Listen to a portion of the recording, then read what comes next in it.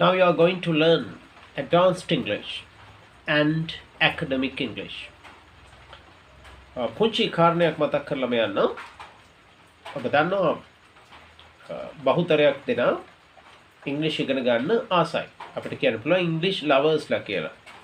නමුත් ප්‍රශ්නේ තියෙන්නේ මොවුන් මේ දිගටම ඉංග්‍රීසි ඉගෙන ගන්නේ නැහැ. නිසා හැමදාම ඉංග්‍රීසි ඉගෙන ගන්න තියෙන ආශාවෙන් පෙළෙනවා. නමුත් නිවැරදිව දිගටම ඉංග්‍රීසි ඉගෙන ගන්නේ නැහැ. ඔබ ඉම්ප්‍රූව් කරගෙන ඇති ඔබගේ ඉංග්‍රීසි. ඔබ දන්නවා ඇති ටෙන්සස් සියල්ලම active voice passive voice යන වර්ග දෙකම ඒ වගේම prepositions conjunctions ඔබ දන්නවා ඇති. නමුත් එතනින් එහාට ඉංග්‍රීසිය ප්‍රායෝගිකව තිබෙන විදිය ඔබ ඉගෙන ගත යුතු ඉම්ප්‍රූව් කරගත යුතු vocabulary එක තාම ටච් කරලා නැතුව ඇති. You must do this. You must do this. As a learner who loves this language. මේ භාෂාවට ආදරය කරන learner කෙනෙක් වශයෙන් ඔබ ඒක කළ යුතුයි. You must do this. හරි අපි බලමු. දැන් අද දිනත් මම කිව්වා මම මේ සූදානම් වන්නේ ඔබට advanced English උගන්වන්න. එසේත් නැත්නම් ඔබට academic words දකින්නට පුළුවන්. academic English උගන්වන්න. English newspapers ඔස්සේ යමි. සමහර වචන මම underline කරලා තිබෙනවා. අපි බලමු. IMF agreement expedited debt restructuring. Sehan Semasinger. Sehan Semasinger is the State Minister of Finance. IMF agreement. IMF agreement. IMF gives expedited kadinam kala. Expedited kadinam kala. Debt restructuring. Debt restructuring. ණය ප්‍රතිව්‍යුහගතකරණය. ණය ප්‍රතිව්‍යුහගතකරණය.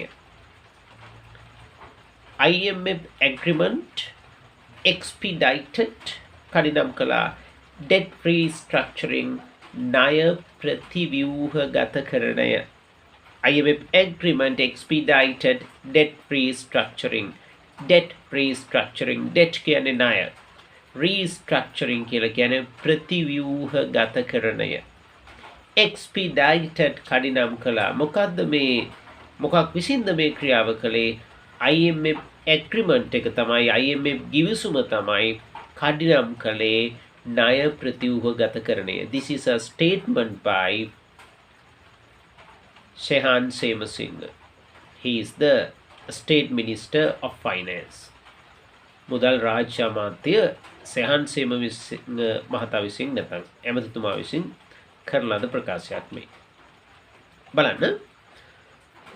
එවිට ඔබට පැහැදිලි මොකද expedited කියන්නේ කියලා, මොකද debt restructuring කියන්නේ කියලා. අපි ඉස්සරහට යමු. හොඳ කියවන්න තමයි හොඳ උගත්තු බවට පත් වෙන්නේ. ඔබ බ්‍රහස්පතෙක් වෙන්නට අවශ්‍ය නම් වැඩි වශයෙන් වචන එකතු කරගන්න. වැඩියෙන් ඉංග්‍රීසි කියවලා ඉංග්‍රීසි තේරුම් ගන්න උත්සාහ කරන්න. බලමු ඔබ නැවතත් මම ඊළඟ උදාහරණෙදි පෙන්නන්නම් කොච්චර දුරට ඔබ ඉංග්‍රීසි ඉගෙන ගන්න ඕනේද කියන එක පැහැදිලි වෙන වාක්‍යයක් තමයි ඊළඟට තිබෙන්නේ. ඒකට හේතුවක් තියෙනවා. හේතුවක් කියලාම මම පටන් ගන්නවා. Now I am going to read the content of this news. Let's pay our attention to the first paragraph. A state minister for finance, Sehan Semasinger, said that the agreement entered into with the IMF and the staff level agreement reached following the first review of Sri Lanka's extended fund facility arrangement will support to settle arrears owed to multilateral creditors while expediting the debt restructuring process. මේ වාක්‍යයේ තියෙන විශේෂත්වය තමයි මේ paragraph එකේ තියෙන විශේෂත්වය තමයි මේ සම්පූර්ණ පැරග්‍රාෆ් එකම ලියලා තියෙන එක වාක්‍යයකින්. මේ සම්පූර්ණ පැරග්‍රාෆ් එකම ලියලා තියෙන්නේ එක වාක්‍යයකින්. දැන් තේරුම් ගන්න ඔබ කොයිතරම් දුරට ඉංග්‍රීසි ඉගෙන ගන්න ඕනේද කියලා. ඔබට පැහැදිලි වෙන්නට ඕනේ how far you should improve your English. ඔබ කොච්චර දුරට ඉංග්‍රීසි ඉගෙන ගන්න ඕනේද, ඉංග්‍රීසි ඉම්ප්‍රූව් කර ගන්න ඕනද කියලා. මේක අතහරින්න එපා. දිගටම ඉගෙන ගන්න. මේක පුළුවන් වෙනවා. මේක භාෂාවක්. මේක පුළුවන් වෙනවා. This is something very practical. තම ප්‍රායෝගික දෙයක්. Because this is language learning. මේක භාෂා ඉගෙන ගැනීම. හරි. මම පැහැදිලි කරන්නම්. A state minister for finance. මෙතනදී තියෙන්නේ මුදල් සඳහා වන රාජ්‍ය අමාත්‍ය කියලා. සාමාන්‍යයෙන් අපි කියන්නේ state minister of finance කියලා, මුදල් රාජ්‍ය අමාත්‍ය කියලා. of finance කියලා. නමුත් මෙතනදී for finance කියලා තිබෙනවා. ඒ කියන්නේ මුදල් සඳහා වන, මූල්‍ය සඳහා වන රාජ්‍ය අමාත්‍ය. A state minister for finance සෙහන් Semasinghe said කිව්වා. දැන් මේක තමයි ඔය සම්පූර්ණ ඡේදෙම නැත්නම් මේ සම්පූර්ණ වාක්‍යෙම ප්‍රධාන ක්‍රියාව, main verb එක. ඊට පස්සේ that කියන conjunction එක අරගෙන ඉන් පසු කොටස පැහැදිලි කරනවා. that කිව්වා.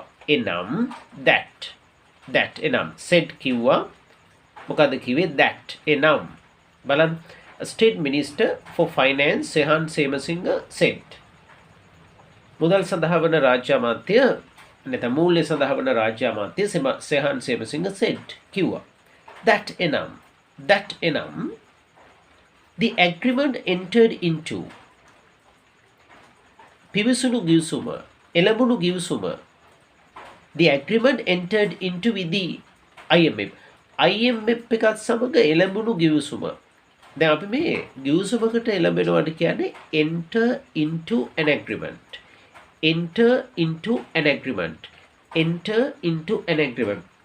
ඔබ යම් තැනකට ඇතුල් වෙනවා නම් enter a place, enter the premises, enter the temple, enter the hospital, enter the school. ඒ අවස්ථාවේදී අදාළ තැනට යනවා. විතර into යොදන්නේ නැහැ. enter the කියලා හරි ඒ enter අපි කියු යම් ස්ථානයක් කියලා enter a place. නමුත් මෙතනදී ගිවිසුමකට එළවෙනවට අපි කියන්නේ enter into an agreement. දැන් බලන්න that enam the agreement entered into එළඹුණු ගිවිසුම with the IMF එක සමග ඒක ගිවිසුමක් IMF එකත් සමග එළඹුණු ගිවිසුම. ඔන්න තව ගිවිසුමක් ගැන කතා කරනවා. and the staff level agreement reached. මේ reached කියන්නේ එළඹුණා කියන එක. පැමිණියා කියන එක. we reached an agreement. අපි පැමිණියා එළඹුණා ගිවිසුමකට. We reached an agreement. We entered into an agreement. We reached an agreement. We entered into an agreement. The staff level agreement reached.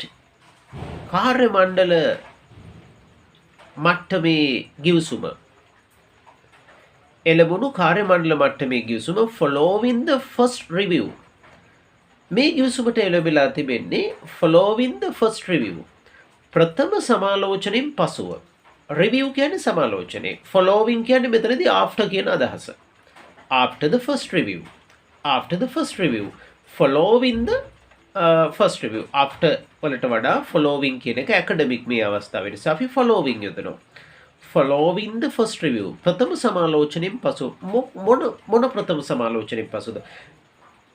මොනවා ගැන ප්‍රථම සමාලෝචනයෙන් පසුද? of Sri Lanka's extended fund facility agreement. ශ්‍රී ලංකාවේ විස්තීරණ මූල්‍ය පහසුකම් වැඩපිළිවෙලේ arrangement එකේ වැඩපිළිවෙලේ ප්‍රථම සමාලෝචනයෙන් පසුව. මේ extended කියලා මෙතනදී අදහස් කරලා තියෙන්නේ විස්තීරණ කියන අදහස. extend කියලා කියන්නේ දීර්ඝ කරනවා කියන එක. මෙතනදී විස්තීරණ කියන අදහස එන්නේ ෆන්ඩ් මූල්‍ය කියන අදහස ගන්න පුළුවන් facility පහසුකම. Following the first review of the Sri Lanka's extended fund facility. ශ්‍රී ලංකාවේ විස්තීරණ මූල්‍ය පහසුකම් වැඩපිළිවෙලේ ප්‍රථම සමාලෝචනයෙන් පසුව එළඹුණු ස්ටාෆ් ලෙවල් ඇග්‍රීමන්ට් එකත් එනම් කාර්ය මණ්ඩල මට්ටමේ ගිවිසුමත් සහ IMF එකත් සමග එළවෙච්ච එළඹුණු ගිවිසුමත් will support ඔන්න ඔය දෙකම සහයෝගය දක්වයි කියලා කියනවා. will support ඔන්න ඔය ගිවිසුම් දෙකම සහයෝගය දක්වයි කියලා කියනවා. මොකක්ද එක ගිවිසුමක්? The agreement entered into with the IMF. IMF එකත් සමග එළඹිච්ච ගිවිසුම. What is the other agreement? මොකද අනිත් agreement එක? The staff level agreement reached following the first review of Sri Lanka's extended fund facility arrangement. ශ්‍රී ලංකාවේ විස්තීරණ මූල්‍ය පහසුකම් වැඩපිළිවෙලේ ප්‍රථම සමාලෝචනයෙන් පසුව එළඹිච්ච කාර්ය මණ්ඩල මට්ටමේ ගිවිසුම. ඔන්න ඔය ගිවිසුම් දෙකම will support සහයෝගය දක්වයි to settle arrears. To settle arrears. To settle arrears කියලා කියන්නේ හිග පියවන්නට. To settle arrears. To settle කියන්නේ මෙතනදී පියවන්නට. To settle arrears owed to multilateral creditors. Owed to multilateral creditors. ඒ කියන්නේ බහුපාර්ශ්වීය ණය හිමියන්ට ණයව පවතින. Owed කියලා කියන්නේ ණයව පවතින. Owed ණයව පවතින. Owed to multilateral creditors. කියන්නේ බහුපාර්ශ්වීය ණය හිමියන්ට ණයව පවතින. ණය හිමියන්ට අපි කියනවා creditorsලා කියලා. කියන්නේ අපිට ණය දීපු කට්ටිය. ඒගොල්ලන්ට අපි කියන්නේ creditorsලා කියලා. ණය ගත්ත කට්ටියට කියන්නේ debtor කියලා. කියන්නේ යා ණයකරු. creditor කියන්නේ ණය හිමි. එයාට තමයි මුදල් ගෙවන්න ඕනේ. එයා ණය හිමි කියලා අපි කියනවා creditors ණය හිමියෝ. මොන ණය හිමියෝද? multilateral creditors. බහුපාර්ශ්වීය ණයකරුවෝ. ණය හිමියෝ. While expediting the debt restructuring process. While expediting the debt restructuring process, ණය ප්‍රතිව්‍යුහගත කරන වැඩපිළිවෙල නැත්නම් ක්‍රියාදාමයේ process එක කඩිනම් කරන අතරේ while expediting the debt restructuring process ණය ප්‍රතිව්‍යුහගත කරන ක්‍රියාදාමය කඩිනම් කරන අතරේ while කෙනකින් අතරේ කියන අදහස ගන්න. නැවත තේරුම් ගන්න උත්සාහ කරන්න මම පැහැදිලි කරන්නම්. A state minister for finance Sehan Semasinga said that the agreement entered into with the IMF and the staff level agreement reached following the first review of Sri Lanka's extended fund facility arrangement will support to settle arrears owed to multilateral creditors while expediting the debt restructuring process. මොකක්ද කියන්නේ? මුදල් සඳහා වන මූල්‍ය සඳහා වන රාජ්‍ය අමාත්‍ය සෙහාන් සේමසිංහ කිව්වා said State Minister for Finance සෙහාන් Semasinghe said that එනම් IMF එක සමග එළඹෙච්ච ගිවිසුමත් ශ්‍රී ලංකාවේ විස්තීර්ණ මූල්‍ය පහසුකම් වැඩපිළිවෙලේ ප්‍රථම සමාලෝචනයෙන් පසුව කාර්ය මණ්ඩල මට්ටමේ එළඹෙච්ච ගිවිසුමත් ඔන්න ඔය කියන ගිවිසුම් දෙකම the agreement entered into with the IMF and the staff level agreement reached following the first review of Sri Lanka's extended fund facility arrangement will support සහයෝගය දක්වයි. ඔන්න ඔය ගිවිසුම් දෙකම සහයෝගය දක්වයි. will support to settle arrears හිග පියවන්නට to settle arrears හිග පියවන්නට owed to multilateral creditors බහුපාර්ශ්වීය ණය හිමියන්ට ණයව පවතින while expediting the debt restructuring process ණය ප්‍රතිව්‍යුහගත කරන වැඩපිළිවෙල කඩිනම් කරන අතරේ. මේක තමයි මෙහි අර්ථය. දැන් මේ ඉංග්‍රීසි කියලා කියන්නේ තාම ලස්සන භාෂාවක්. මේක ගොඩක් දුරට ඉම්ප්‍රූව් කරගන්න උත්සාහ කරන ඔබට ඒතර පහසුව වැඩියෙන් දැනෙනවා. මේ ඉගෙන ගන්න තියෙන පහසුව වැඩියෙන් දැනෙනවා. ඉතුරු කොටසට මට යොමු වෙන්නට පුළුවන්. අපි ඉතුරු කොටසට යමු. yes බලන්න. මොකක්ද ඉතුරු කොටසේ තියෙන්නේ? He said that Sri Lanka is poised to receive the second tranche of US $330 million subsequent to the කියලා තිබෙනවා. හරි. මේ දක්වා මම පැහැදිලි කරලා ඉන්නම්කෝ. He said ඔහු කිව්වා. He said ඔහු කිව්වා. ඔහු කියන්නේ මේ මුදල් රාජ්‍ය අමාත්‍ය සෙහාන් සේමසිංහ මහතා. He said ඔහු කිව්වා that Sri Lanka is poised. ශ්‍රී ලංකාව සූදානම්ව සහ බලාපොරොත්තුවෙන් ඉන්නවා. The Sri Lanka is poised. ශ්‍රී ලංකාව සූදානම්ව සහ බලාපොරොත්තු වෙනවා. මේ ශ්‍රී ලංකා is poised කියන එකේ අදහස තමයි සූදානම්ව සහ බලාපොරොත්තු ඉන්නවා. මොකටද සූදානම්ව සහ බලාපොරොත්තු ඉන්නේ? to receive the second tranche දෙවන වාරිකය දෙවන කොටස ලබා ගන්නට. දෙවන වාරිකය ලබා ගන්නට. මොකක්ද මේ දෙවන වාරිකය? tranche කියලා මෙතනදී අරගෙන තියෙන මේ දෙවන කොටස නැත්නම් second part එක එහෙම නැත්නම් දෙවන වාරිකය කියන අදහස installment එක කියන අදහස. The second tranche of US 330 million. US dollars 330 million. US dollars 330ක දෙවන වාරිකය ලබා ගන්නට සූදානම් සහ බලාපොරොත්තුවෙන් ඉන්නවා කියලා මේ ඔහු කිව්වයි කියලා කියනවා. subsequent to the approval. දැන් ඊට පස්ව වැදගත් කොටසක් තියෙනවා බලන්න. subsequent to the approval. Subsequent to the approval, please wait